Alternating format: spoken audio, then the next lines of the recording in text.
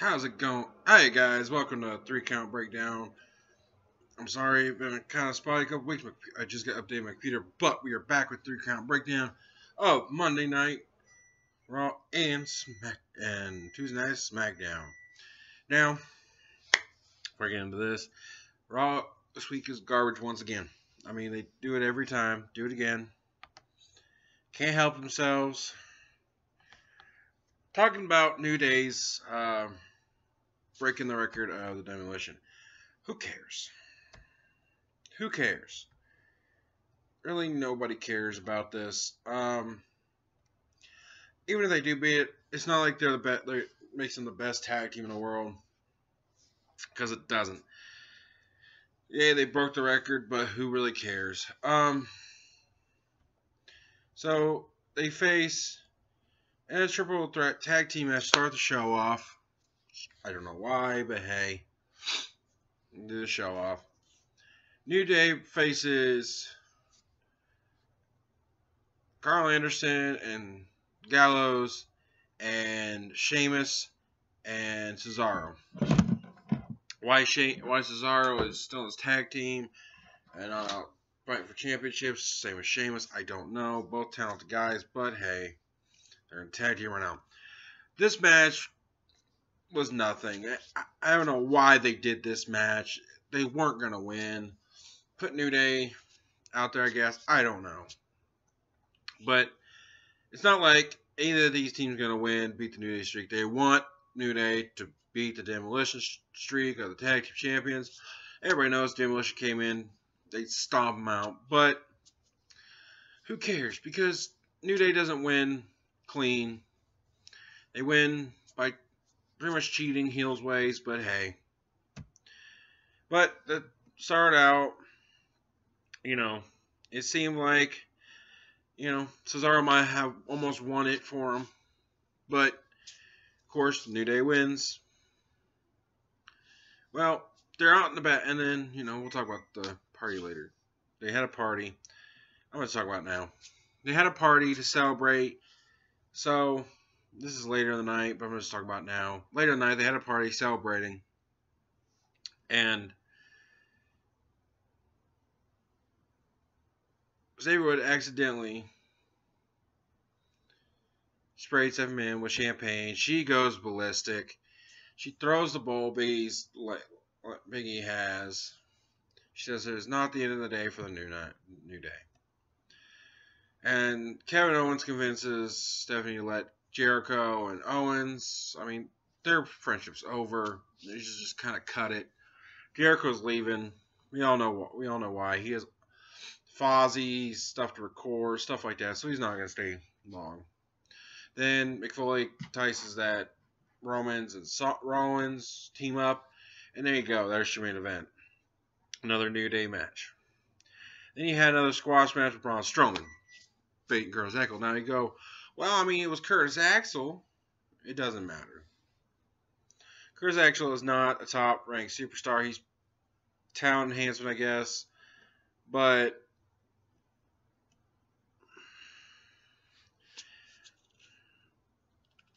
Braun Strowman has this thing where he doesn't think anybody can face more than 2 minutes with him. And, of course, Sami Zayn is up in arms demanding for a match. And Mick Foley keeps denying him and denying him and denying him and denying him. Eventually, he gets frustrated and says, either give me the match or I'll go to SmackDown. Pretty much say I'll go to SmackDown. The Hardcore Legend agreed to call Daniel Bryan to work out a trade, I guess. Then you had Daivari versus Lince Dorado. They lost by, he lost by disqualification. But Zach Gallagher pretty much said, he's this English gentleman, stated that he was going to interfere in this match and give a thrashing. I love that word, thrashing. But I don't watch 205. I don't have the WWE Network anymore, but what I've been told, it's not the greatest thing in the world. They just don't know what you're doing with the cruiserweights anymore. coming in, cruiserweights were,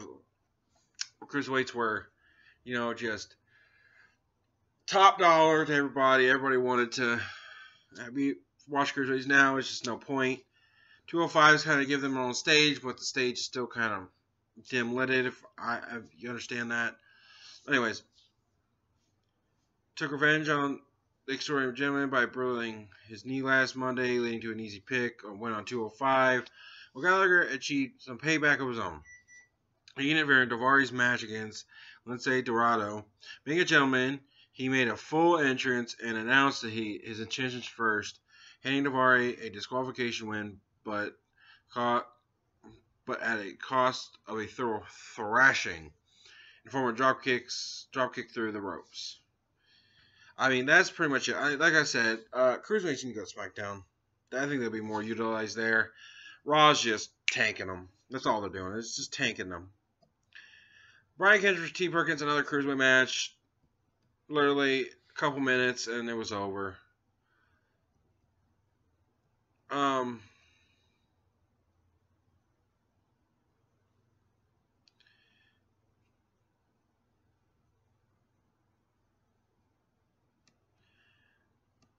Brian Kendrick, Peter Perkins. I don't know what happened to T.J. Perkins. He seemed like such a top star, but he lost after loss after loss, like it was when Loki, if you all know who Loki is, was on SmackDown. Just loss after loss after loss after loss back then. But so I mean, it's just I love cruiserweights. I'm a big fan of the cruiserweights. They should be put on SmackDown. Maybe they'll be used better. But right now, nobody cares. It's just a point. Raw makes you not care about stuff, which is sad. Bayley versus Alicia Fox again. Another feud nobody cares about because that's what Raw does. It just makes you not care.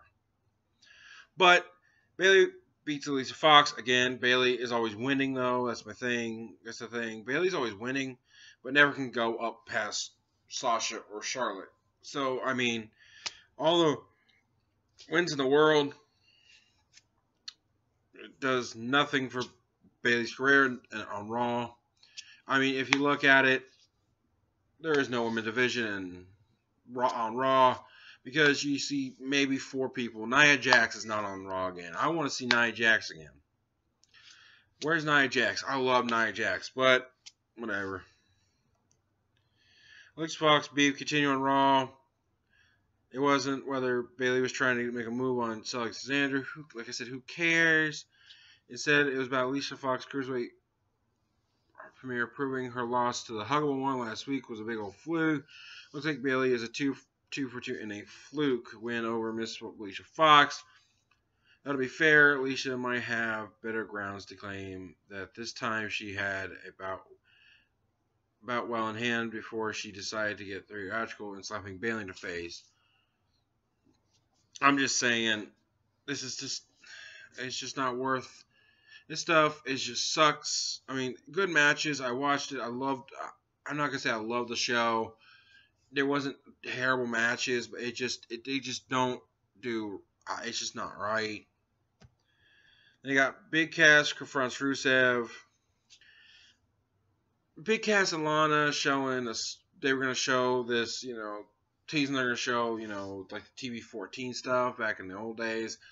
Maybe they're going to show, but you know what? They weren't going to show nothing, which I don't know why people were getting all hoot and hollered over it.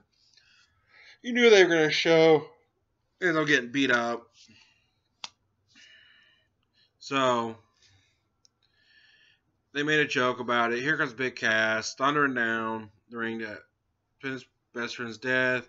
Rusev in the ropes, climbing blows. Super Athlete got a 1-2 strike on its own, but finally escapes. There was nothing to it. Once again, Sami Zayn versus Jinder Mahal. I love Jinder Mahal. Always been a fan of him. I thought he's a great heel. He really is a good heel.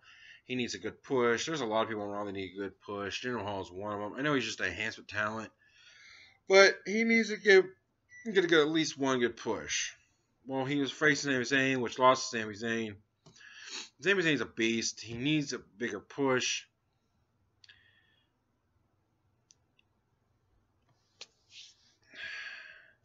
And then after the match, Mick Foley and Sami Zayn have words. Sami Zayn is mad as hell. He's acting like he's, I don't know if it's scripted or real, but every time I watch him do this promo, it just seems real. He seems truly frustrated. He said, either give me the match with Braun Strowman or send me to SmackDown Live. Foley says, I revealed that instead of going on Plan B, working out a trade for someone that's equal value, was Eva Marie. Now, that's a slap in the face. That truly is a slap in the face. Eva Marie is garbage. She doesn't even on WWE. Her name does not even need to be mentioned. At this point, of course, Sami Zayn blew a gasket saying that he's, he blew a gasket and he's better than Eva Marie. Anybody's better than Eva Marie. The garbage can next to him is better than Eva Marie. The chair the audience is sitting on is better than Eva Marie. But the underdog got furious.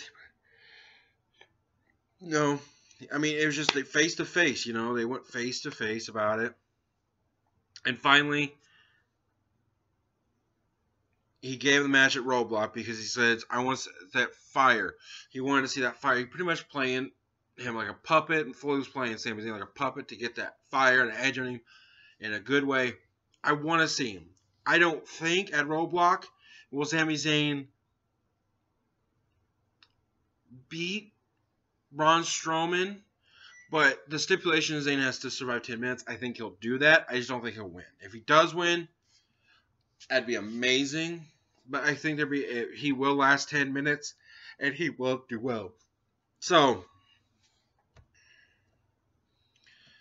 okay, then we got the last match of the night, of course, which is New Day, of course, versus Jericho and Seth Rollins and United States Champion Roman Reigns, which they're expected to make Roman Reigns double champion. I hope it doesn't happen in Roadblock, but it's supposed to happen.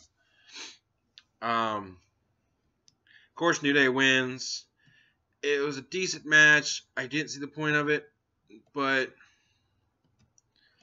New Day will have the... That's pretty much it, guys, on Raw. That's how crappy Raw is. But, they go at it here and there. There's, So, it's all good. Good long, short. They will still be champions by the skin. They'll still be it. Jericho would count away from the titles after landing on a... It's just way to explain it is. New Day, they're looking to make New Day strong going into Roadblock, whoever they're facing at Roadblock. I don't even know if they're facing anybody at Roadblock. But my thing is, New Day needs... I'm just ready for New Day. Everybody's ready for New Day to get the championship off them. Championships off them. Heck, the first match everybody thought Cesaro would win. There was a huge pop for it because the fans are ready for it. That's the big thing. But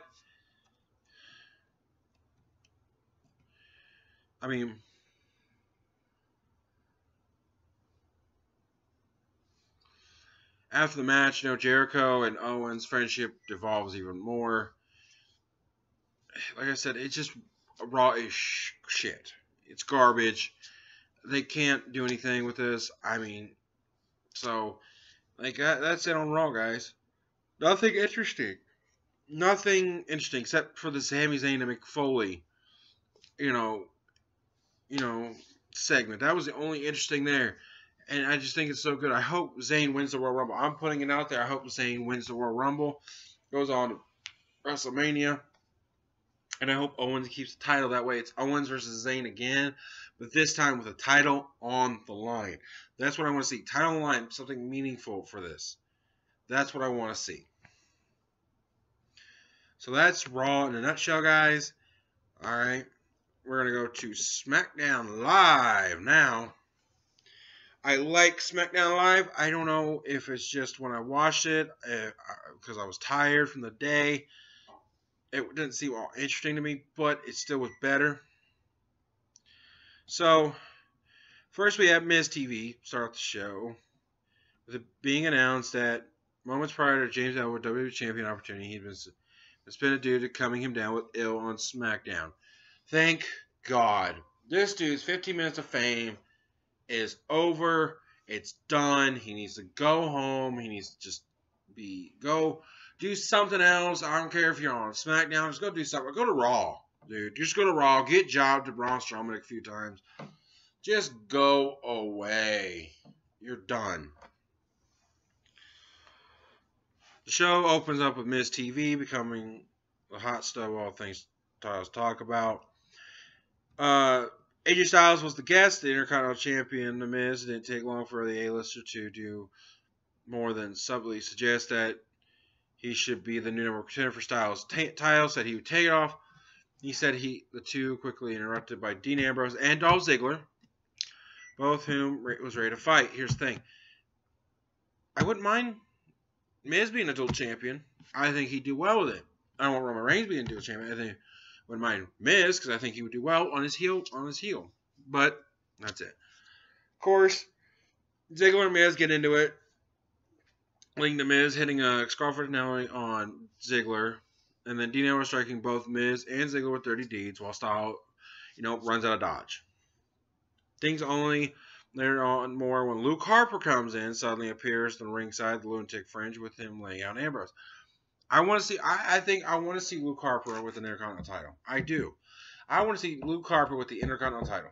I want to see him with gold around his waist and have a good run with his title. Not, or heck, I wouldn't mind seeing the Universal title. I think he needs to move up. He really does. But that's the beginning of the segment. Like I said, it pushed this all. This show was not towards the Royal Rumble. It was all pushed for the last SmackDown of the year on the 27th. I think it's the 27th. Yeah, on the 27th.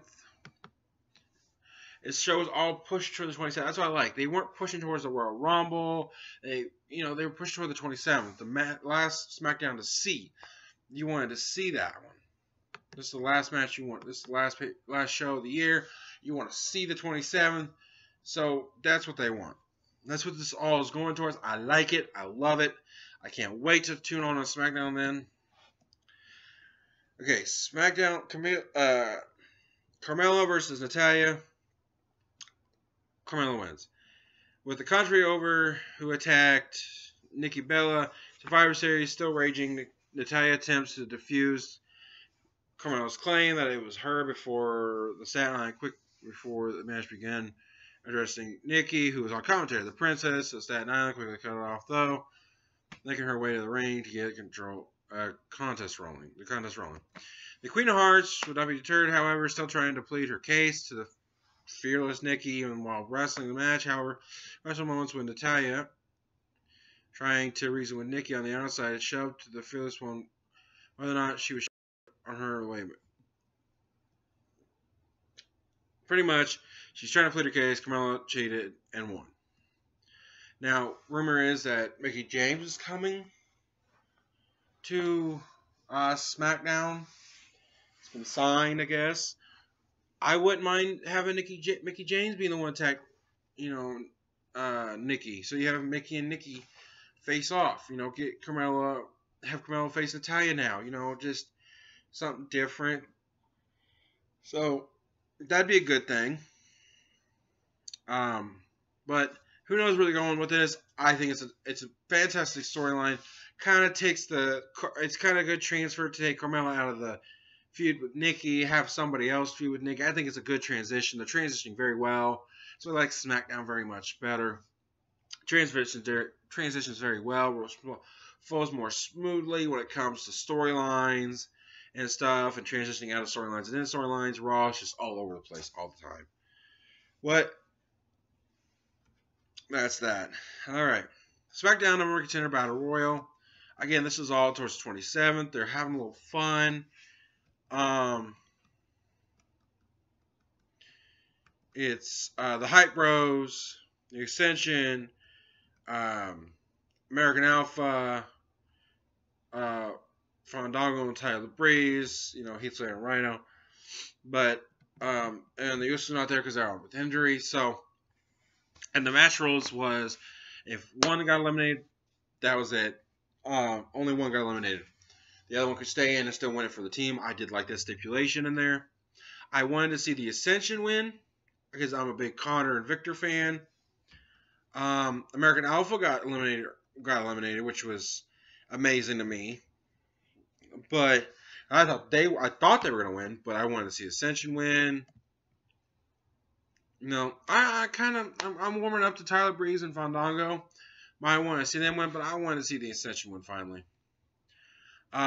Winners being the Hype Bros, though. So next, I guess on the 27th, it's the Wyatt family versus the Hype Bros. Of course, should be a good match. I wanted to see maybe like I said, the Ascension or the Vaudevillains, but morons up in office apparently don't like the Vaudevillains. So, but Hype Bros, I won't mind watching that match. It says after the match, it is revealed that Zack Ryder suffered a knee injury, so we'll see how that plays out. Becky Lynch versus Sasha, or not Sasha. Why did I say Sasha? Alexa Bliss. Sorry. This is an impromptu match. Becky Lynch was gonna face was scheduled to face some local competitor, but she beat the crap out of the local competitor. Like Bliss said, sorry. You were in your ring there last time, now you are. Shane made an impromptu match. Lynch was on fire. No pun. No pun intended. Although the impromptu match contest,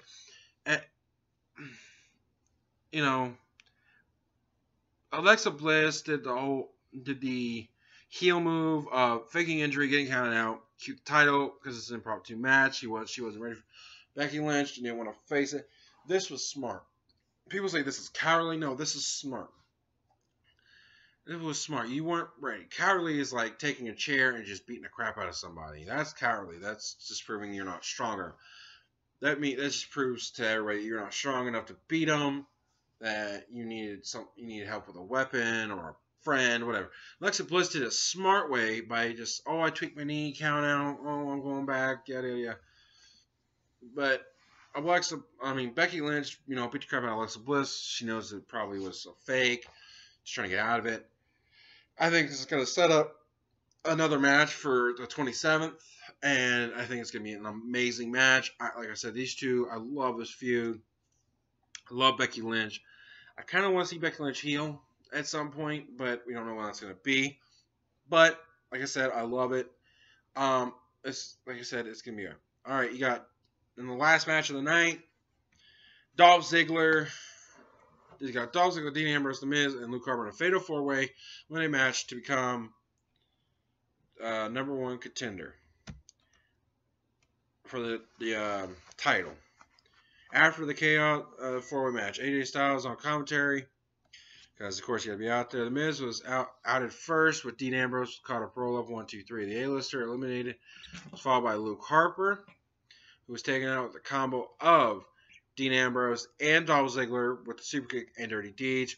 I would love actually kind of see Dean Ambrose and Dolph Ziggler kind of team up at some point, because I think they have they literally have a tag team finisher that just kind of blends together. Just my opinion here. The super kicks into the dirty deeds, because you can super kick them in the gut, dirty deeds. But that's just my thing. The thrilling came down to Dean Ambrose and Dolph Ziggler. It was a SummerSlam rematch. I love these two. I thought Ambrose was going to win it. I thought The Miz was going to win it. I did not think Dolph Ziggler was going to win it because Dolph Ziggler came off a losing streak, losing the Intercontinental, and I don't know why they would give it to him. He's pretty much a loser.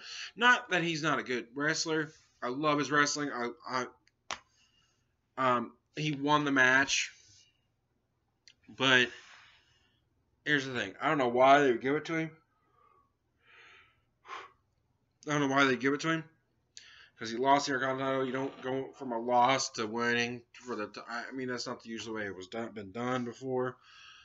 That's the way they're going. I think Dolph Ziggler versus AJ Styles. You know, the babyface versus the heel aspect. I mean, it's gonna be just a great matchup. So, I mean, I can't wait for that match. I cannot wait for Roadblock. I'm gonna do a Roadblock prediction here in a minute, but to finish up on SmackDown, like I said, I don't know because the crowd didn't pop tonight, mostly because of tribute to the troops. They did it right before SmackDown. That's a lot of wrestling for one crowd, so they could have done it a different way, but that's the way they did it. I don't agree with the way they did it, but tribute to troops is a good show. I love what they do, but it's kind of a throwaway show, so that's why I'm not going to do a review on tribute to the troops. But so I mean, that's the way that is. I mean, the crowd just didn't pop tonight. I mean, there was a few pops here and there, but it wasn't really a big pop. So I mean, if they would have done it differently and the crowd was more energetic, I think it would have been a better show. I think that was the whole thing why it wasn't so entertaining, because the crowd wasn't there. I can't wait for Roadblock. It's, I believe, held in Chicago, where I'm hoping the crowd's a lot better. They're always good there. So let's make sure. I think the crowd is going to make the show. I hope the crowd makes the Raw pay-per-view Roadblock, but we don't know. So, like I said, all this is leading up to December 27th. Pretty much, I see all the titles being put on the line on December 27th. Not mad about that. Love that. But thank you guys for watching the 3-count breakdown with me. So, thank y'all for watching. I love y'all. Like, subscribe to the page. Remember, in reality, we play. It's a 3-count breakdown. More to come.